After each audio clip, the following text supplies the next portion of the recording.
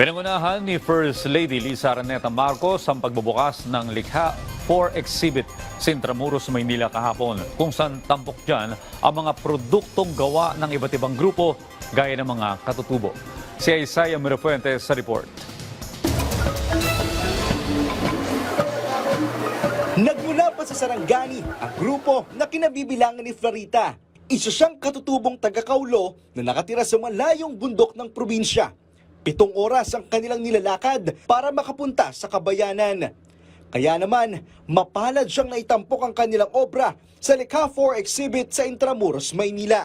Sa first time namin po, galing ng bahay namin, doon kami galing mahirap. Pero pag dito na kami nakarating, enjoy talaga kami. Nakita namin yung lahat na hindi namin nakita. Isa sa kanilang produkto ang abul o damit na gawa sa abaka. Ito ay kabilang sa mga gawang Pinoy na nalikhang mano-mano gamit ang kamay. Nagtungo si First Lady Liza Araneta Marcos sa Likha exhibit. Suportado niya ang mga tatak Pinoy na produkto. Inikot ng unang ginang ang lahat ng booth ng bawat indigenous groups at mga probinsya. Kumain din ang unang ginang ng iba't ibang pagkain Pinoy. Kabilang rin sa mga kasama ng unang ginang si PCO Secretary J. Ruiz, DepEd Secretary Sani Angara, Senator Mark Villar at PTV General Manager Attorney Robert Dolier. Pagpapalakas ng kulturang Pinoy ang layunin ng exhibit. Ito ay sa kabila ng iba't ibang hamon ng kultura dahil sa pagbabago ng panahon.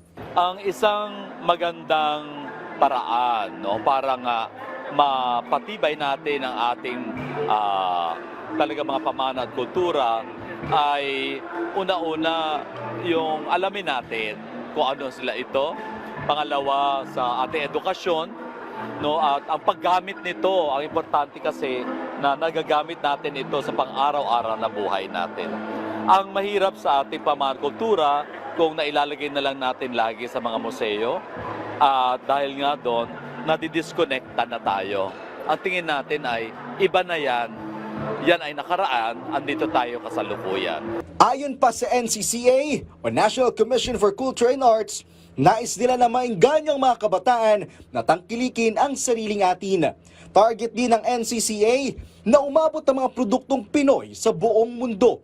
Pero isa sa mga iniiwasan ay ang mga produktong peke o yung mga imitated products. There has to be some form of intellectual property protection. And it was suggested by the Executive Director Cerudo that we should develop a concept of communal international intellectual property. Isaiah Mirafuentes para sa Pambansang TV sa Bagong Pilipinas.